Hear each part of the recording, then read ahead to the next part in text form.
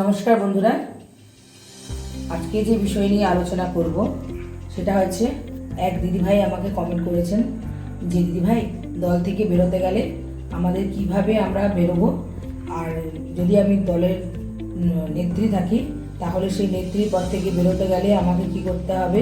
তো এই বিষয়ে আমি একটা ভিডিও দিয়েছিলাম, কিন্তু উনি কমেন্ট করেছেন যে একটু লিখে দেখালে আমাদের ভালো হয়।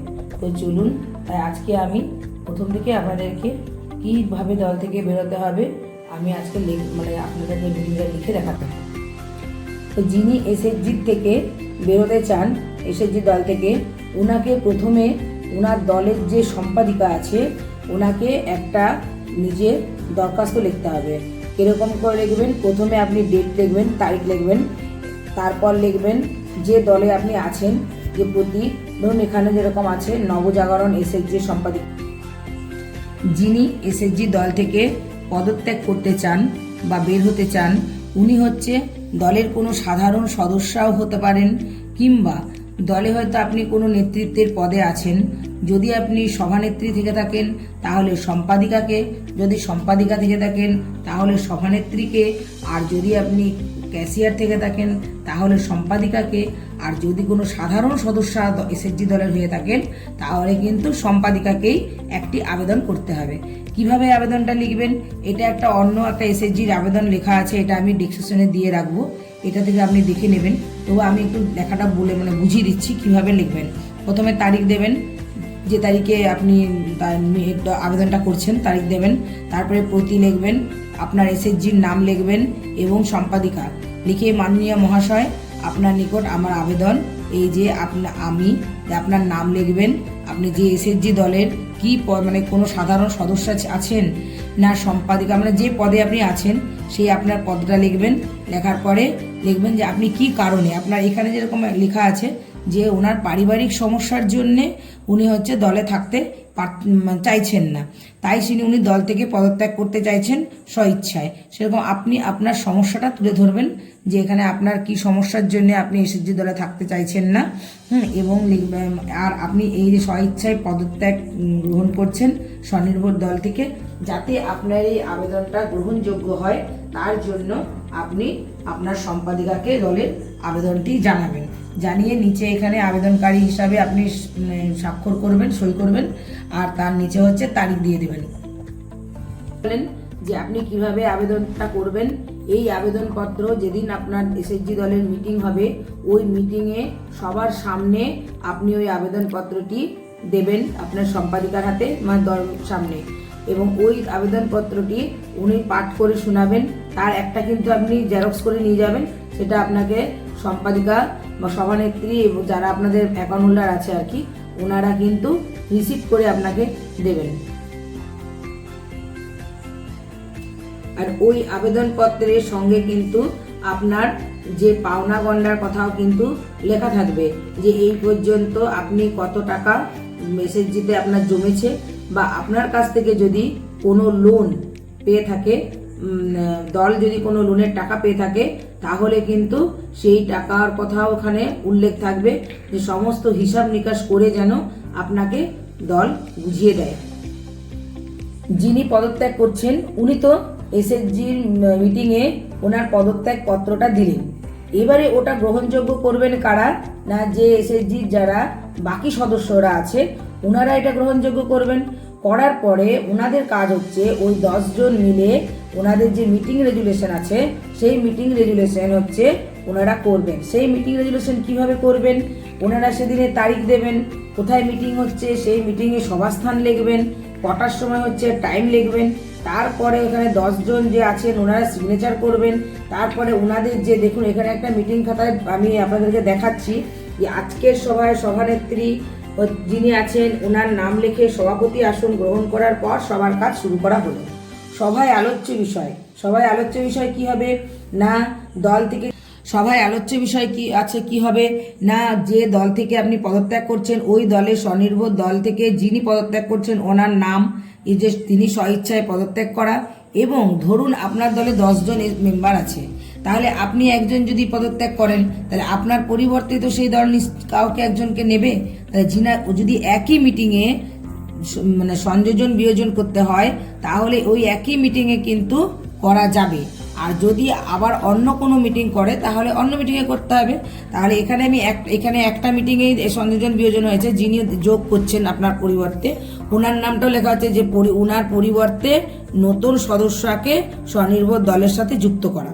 মূল আলোচনার বিষয় কি না, আমাদের ওই যে এসএসজি, ধরুন আপনি যে এসএসজিতে আছেন, সেই নবজাগরণ এসএসজি থেকে একজন সদস্য আপনার নাম, তার যে সমস্যার জন্য আপনি দল থেকে পদত্যাগ করছেন সেই সমস্যা লিখে, যে উনার এই সমস্যার জন্য, ধরুন তার ব্যক্তিগত পারিবারিক কিছু ব্যক্তিগত সমস্যার জন্য স্বইচ্ছায় পদত্যাগ করছে, তাই উনার পরিবর্তে আপনার পরিবর্তে যাকে দলে যোগ করা হবে ওনার নাম, গ্রাম, স্বামীর নাম সব লেখা হলো।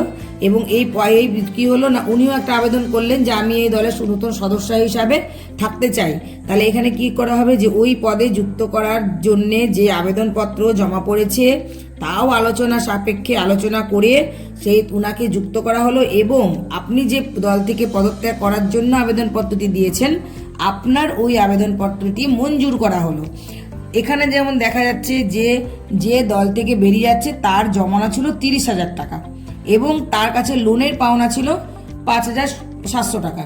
এখানে আপনার অ্যামাউন্টটা অন্যরকম হতেই পারে, কারণ অন্যরকমই হবে। তাহলে সেখানে আপনার জমানো টাকা কত ছিল সেখানে কিন্তু মিটিংয়ে উল্লেখ করতে হবে। এবং দল যদি আপনার কাছে লোনের কিছু টাকা পেয়ে থাকে সেটাও কিন্তু হিসাব নিকাশ করতে হবে।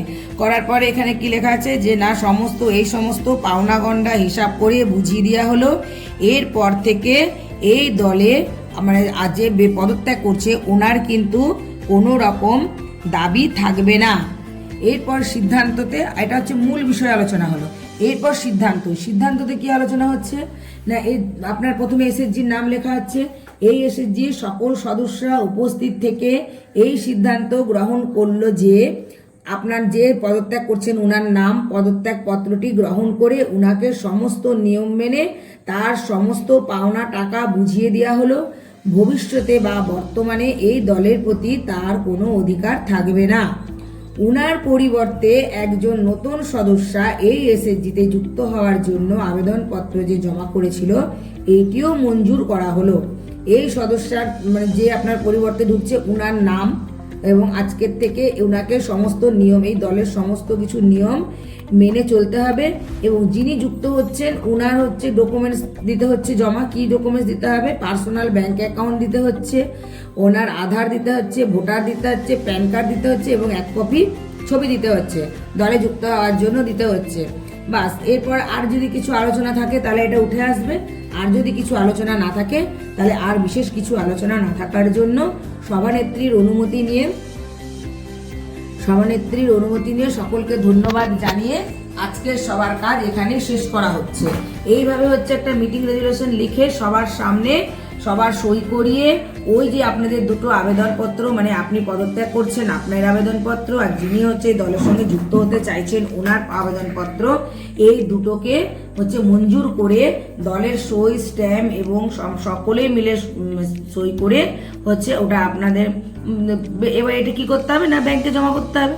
এবার ব্যাংকে যখন নাকি রেজুলেশনটা জমা করছেন তখন যিনি পদত্যাগ করতে যাচ্ছেন ওনার নামটা কেটে বাদ হয়ে যাচ্ছে, আর যিনি যুক্ত হচ্ছেন ওনার ডকুমেন্টস দিয়ে উনি দলে যুক্ত হয়ে যাচ্ছে। তারপরে আরেকটা কাজ আছে, শেষ কাজ যেটা করতে হবে, যিনি যুক্ত হলেন এবং যিনি বেরালেন উভয়ের আরেক সেট করে ডকুমেন্টস নিয়ে আমাদের যারা আইটিসিআরপির কাজ করছে বা আমাদের যে সংঘ সমবায় আছে ওই সংঘনেত্রীদের কাছে যেতে হবে। কারণ সংঘনেত্রীরাই জানে যে আপনার এসএসজিটা কোন আইটিসিআরপির কাছে আছে। যে আইটিসিআরপির কাছে আপনার দরকার লোকোসে এন্ট্রি করা আছে, ওনারা কি করবেন, ওই লোকোস থেকে আপনার নামটা হচ্ছে বাদ দিয়ে দেবেন, ডিলিট করে দেবেন এবং যিনি হচ্ছে আপনার পরিবর্তে দলে এন্ট্রি হচ্ছে ওনার নামটা বা ওনার ডকুমেন্টসটা এন্ট্রি করে দেবেন। এই হচ্ছে প্রসেস। এখানে সম্পূর্ণ যে কেউ যদি অপারেটর হয়ে থাকেন, দলনেত্রী, সহদলনেত্রী বা ক্যাশিয়ার হয়ে থাকেন, ওনারাও যদি ভাবেন যে আমরা দল থেকে পদত্যাগ করব তাহলে এইভাবে বেরোবেন। আর যদি ভাবেন যে না আমরা দল থেকে পদত্যাগ করব না, আমরা এই অপারেটরের পদটা ছেড়ে দলে আমরা সাধারণ সদস্য হিসাবে থাকব, তাহলেও কিন্তু মিটিংটা একই রকম হবে। কিন্তু এখানে পদত্যাগ বলে কথাটা আসবে না, মিটিংটা শুধু এখানে উল্লেখ হবে যে আমরা ওই অপারেটরের পদে থাকতে চাইছি না, স্বইচ্ছায় ওই অপারেটরের পদ থেকে আমরা সরে যাচ্ছি। আমাদের ব্যক্তিগত আপনাদের যা কারণ থাকবে এই কারণে সরে যাচ্ছি।